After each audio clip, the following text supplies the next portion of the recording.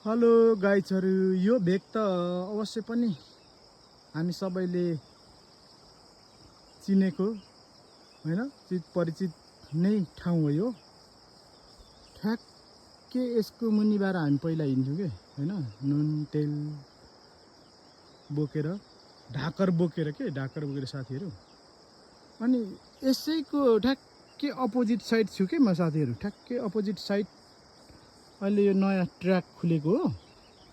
अनि यसैमा आजको यात्रामा यो चाहिँ 2082 साल वैशाख 12 गतेको दिन।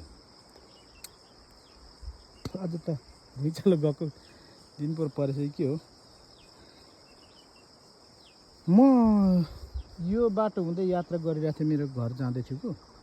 तर यसै यात्रामा चाहिँ आज म यहाँ मेरो बाइक फस्यो कि गाइजहरू त्यहाँनिर।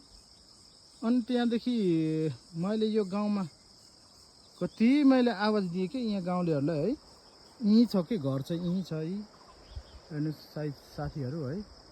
यो फेदी हामी यो भेगको मान्छेलाई थाहा छ फेदी भनेर।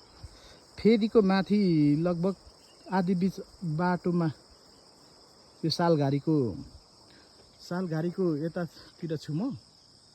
तर यहाँको स्थानीयहरू के भनौँ है, अब यहाँ अहिले जो कोही हुनुहुन्छ होला, सायद हुनुहुन्छ, त्यो जङ्गलमा अघि दाउरा रुख लडाइरहनु भएको थियो एकजना को हुनुहुन्थ्यो कोनी। मैले कति आज दिएँ, कसैले पनि रेस्पोन्स दिनु भएन कि। म आपत परिरहेको छु है, 1.5-2 घन्टै हुनु लागिसक्यो अब त।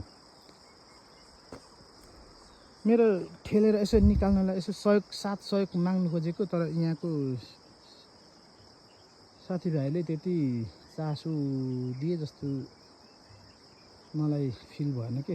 किनभने म आपत परिरहेको छु नि त हैन। म अझै यहाँबाट धेरै टाढा जानु छ। मेरो खोट्याङ लिकुवा पोखरी 1 हो, उहाँ पुग्नु छ म हैन। अब अहिले ठ्याक्कै तपाईँ भन्नुहुन्छ भने 5:30 हुँदैछ ल भन्नु त। म यहाँ 3:30 बजी आइपुगेको थिएँ। मेरो हालत यस्तो छ ल हेर्नुहोस् गाइजहरू। यो उकालोमा चाहिँ एकदम त्यो ढुङ्गा, मसिनो ढुङ्गा गिटी त्यहाँ चढ्दै चढेन के। म सिङ्गल हो, कोही बाइकहरू सिङ्गल आएको भए उहाँ र म हेल्प गरागर हुन्थ्यो होला सायद। कोही पनि यो बाटो हिँड्नु भएको रहेछ आज, म एक्लै परेछु। तर म यस्तो नमजाले फसेँ। यहाँ स्थानीयहरू हुनुहुन्छ, मैले देखेँ, तल पनि मैले आवाज दिएँ, तर उहाँहरूले खोइ अब के भन्ने है। साथीहरू तपाईँहरूले नै कमेन्ट गर्नु होला है, मैले भन्नुभन्दा पनि है त।